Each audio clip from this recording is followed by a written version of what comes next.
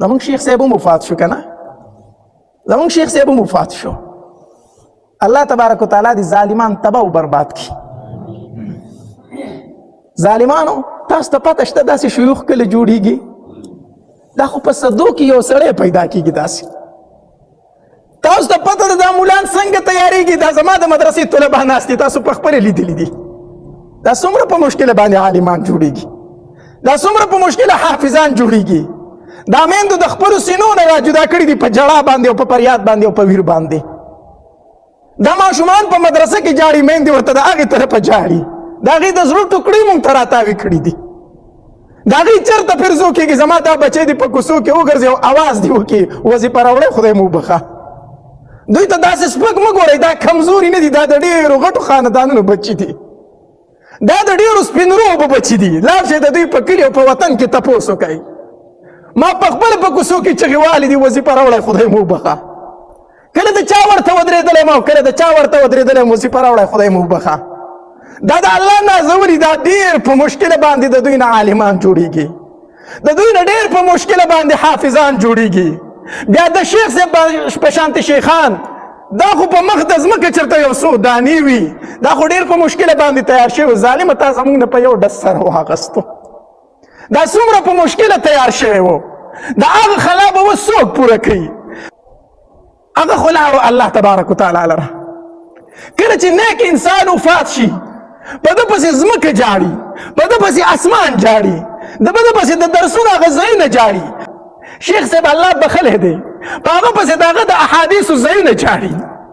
هغه چې په کومو لارو باندې مدرسې ته ته په هغه پسې هغه لارې جاړي په هغه پسې په زرګاو طالبان جاړي په هغه پسې د اسمان دروازې جاړي الله به یې څنګه بخي نیک انسان چې وفات شي په ده پسې د ده د سجدو ځایونه جاړي د ده د ذکرونو ځایونه جاړي د ده د سبقونو ځایونه جاړي اسمان په دروازو باندې چې کوم د ده نیک اعمال ختل هغه دروازې جاړي الله هغه نیک اعمال خو بند شو هغه نیک اعمال خو بند شو هغه خو الله بخلي دي هغه د الله نیکان بندګان دي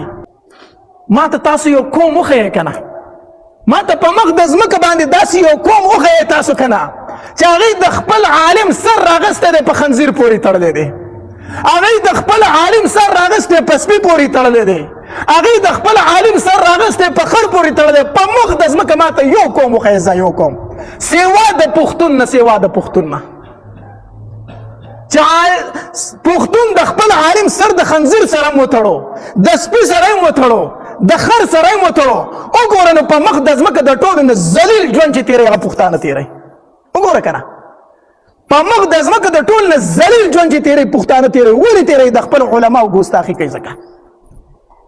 حدیث مبارک کې راځي نبی علیه الصلاة والسلام فرمایي من اهان العالم چا چې د عالم سپکاوی وکړو فقد اهان العلم ده د علم سپکاوی وکړو ومن اهان العلم فقد اهان النبي چا چې د علم سپکاوی وکړو ده د نبي سپکاوی وکړو ومن اهان النبي فقد اهان جبريل چا چې د پیغمبر سپکاوی وکړو ده د جبريل علیه الصلاة والسلام سپکاوی وکړو ومن اهان جبريل فقد اهان الله چا چې د جبريل علیه السلام سپکاوی وکړو ده د الله سپکاوی وکړو ومن اهان الله فقد اهانه الله يوم القيامه چا چې د الله سپکاوی وکړو الله به دغه انسان ذلیل او رسوا کړي په ورځ د قیامت الله به ضرور ذلیل کوي الله به ضرور ذلیل کوي تاسو د علماو په ګستاخو پسې ظالمانو هغه سپین ډکي تاسو په وینو باندې رنګ کړه چې هغې نه خو الله له حیا ورځي د سپینو ډکو نه خو الله له حیا ورځي الله فرمایي سپین ګیری چې ما ته لاس پورته کړي زه د ده لاس خالي نشم پرېښودی چې کله د سپینو ډکو ته ګورم هغه سپین ډکي تاسو په وینو باندې رنګ کړلو هغه سپین ډکي تاسو په وینو باندې رنګ کړلو او یا کاله زمونږ بچو ته قرآن وښودو او یا کاله زمونږ بچو ته حدیث وښودل مونږ ورته بدله دا ورکړه چې یو میاشت خو ورته کنځل وکړو او چې په هغې خو سینې یخې نه شي نو اخر کې خو دې ګوله یې ویستله نن د علماو سره دا سلوک شروع دی ښه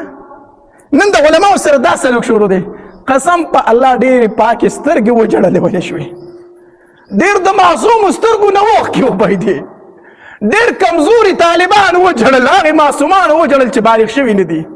تر ننه پورې ما لا په خپله مدرسه کې سم کلاس نه دی اخیستی که زه کلاس اخلم زما طلبه او زما طرف ته فکر نشته دی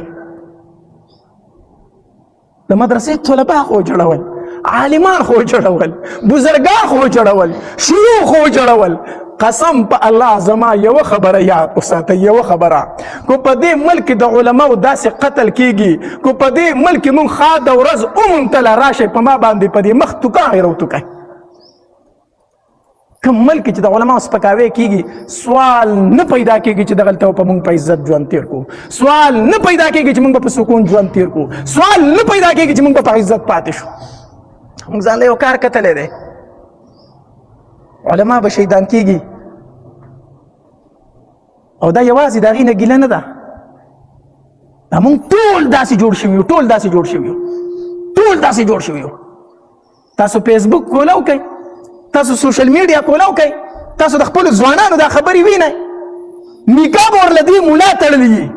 د پلار نکاح ورله دې ملا تړلي، د نیکه نکاح ورله دې ملا تړلي. سبا چې خپې وغځئ مردار شي دا ملا پې ودرېږي جنازه ورله کوي، بیا هم په ده پسې خبرې کوي،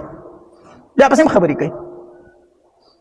زه هغه یو غیرتي وینم چې هغه هر تن چې د عالم نفرت په ذهن کې لري، زه ورته هم ښه صفا ووایه، دا وصیتنامه پرېږده، وایه چې زه مړ شم زما په جنازه به ملا نه ودرېږي، ما له به جنازه یو ګیره خریلی کوي. پکار ده چې دا وصیت وکړي که نه. دا کوم دغلا پند دی، دا کوم د منافقت پند دی، دا کوم منافقت دی چې نکاح له به ملا راولم، جنازې له به ملا راولم، ختمونه به په ملا باندې کوم او بدې ردې به پسې هم وامه، بدې ردې پسې مه وایه، صفا وصیتنامه ولیکه، صفا ولیکه، وایه که زه مردار شم خپې مې وغځولې په ما په جنازه به ملا نه ودرېږي. صفا دا لیکل وکړه. شته په دې کلي کې هم شته، ما ته پکې معلوم دي، ما ته معلوم دي چې په مولانو پسې خبرې کوي. زه په خپله سوشل میډیا ښه ډېر استعمالوم، ما ته د هر تن کمنټ هم راځي، ما ته د هر تن پوسټ هم راځي، صحیح ده، او معلوم دي راته، او دا مې په خپل زړه کې ویلي دي چې مړ شو جنازې له نظم، او چې څومره مې کېږي دومره علماو ته به وایم چې جنازې له مه ځئ. ټیک شو، مه ځئ جنازې له. اصل دغلا پند دی، منافقت خو اختیار کړی دی. به هر حال د علماو سره مینه وساتئ، د علماو سره محبت وساتئ، د علماو سره عقیدت وساتئ. دا زمونږ نه نور څه نه غواړي، مونږ ته قرآن ښیي، مونږ ته حدیث ښیي. کو مني ومنه، کو نه یې مني کم از کم سپکاوی خو یې مه کوه، کم از کم بدې ردې خو پسې مه وایه. او یو خبره یاد وساتئ، تاسو نظر وچلوئ او وګورئ کومو کسانو چې په عالمانو پسې بدې ردې ویلي که نه، اخر انجام یې وګورئ د دین اسلام نه انکار کړی، مرتد شوی دی. وګورئ، زما خو ډېره تجربه وشوله،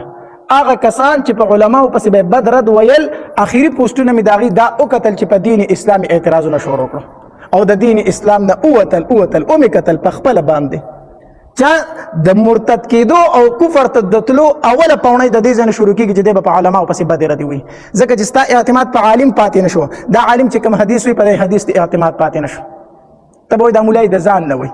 ځکه بس مولا خو دې اعتماد پاتې نه شو، په حدیثو دې اعتماد پاتې نه شو، په قرآن دې اعتماد پاتې نه شو. نو په آخر کې وایي دا حدیث چې وایي دا د مولانو خبرې دي، دا کوم جهنم او جنت چې یادوي دا د مولانو خبرې دي، دا وایي اخوا هېڅ شی نشته دی، په آخر کې د څه جوړ شي؟ مرتد ترې نه جوړ شي. دقه اخري انجام شي، اخري انجام. الله تبارک وتعالی دې موږ د دغې نه وساتي او یوازې علما عوامو ته نه وامه، علماو ته هم وامه، زموږ دیني اختلافات په خپل ځای باندې، خو د هر عالم قدر کوئ، د هر عالم احترام کوئ، د هر عالم عزت کوئ. دلته طلبا ډېر ناست دي، ټولو طلباو ته وامه د علماو قدر کوئ، د علماو احترام کوئ. زموږ دیني اختلافات په خپل ځای باندې، هغه د کفر او د اسلام خبرې نه دي، خو د هر عالم قدر او د هر عالم احترام کوئ. یوازې عوام نه، علماو له د ټول نه لومبې د دوی احترام پکار دی. سفیان ثوری رحمه الله دا لوی عالم تیر شوی، لوی عالم، ډېر زره احادیث مبارکه ورته یادو، ډېر زره احادیث مبارکه، د دومره لوړې مرتبې عالم. خو چې کله خبر شو چې د شام نه امام اوزاعي رحمه الله را روان دی، په اوښ باندې ناست دی، مخکې به د اوښان په لړاکۍ روان، یو اوښ به په بل پورې تړلی، بل به په بل پورې تړلی. امام اوزاعي چې په اوښ باندې ناست و، سفیان ثوری رحمه الله ولا مخې ته ووتو، د هغه اوښې د بل د اوښ نه راکولو کو او د هغه د اوښ دا پړی په خپله مرۍ کې ور واچو، په خپله مرۍ کې ور واچو او د هغه په اوښ باندې ناست دی او سفیان ثوري ته مخکې را روان دی او چغه وایي لار پرېږدوئ زموږ شیخ راغی، لاره پرېږدوئ لوی عالم راغی. علماو به دومره د یو بل قدر او احترام کو، دومره قدر او احترام کو چې د هغه د اوښ پړی په خپله مرۍ کې اچولی ور روان و. هغه عالم چې ډېر زر احادیث مبارکو ته په یادو باندې یادو، هغه د بل عالم د اوښ پړی په مرۍ کې اچولی دی. نو موږ علما ولم د یو بل قدر پکار دی، احترام پکار دی، عزت پکار دی، سپکاوی نه دی پکار چې په نوم عالم دی زما دپاره قابل قدر او قابل احترام دی. الله تبارک وتعالی دې زموږ په زړونو کې د علماو د مینه او محبت کې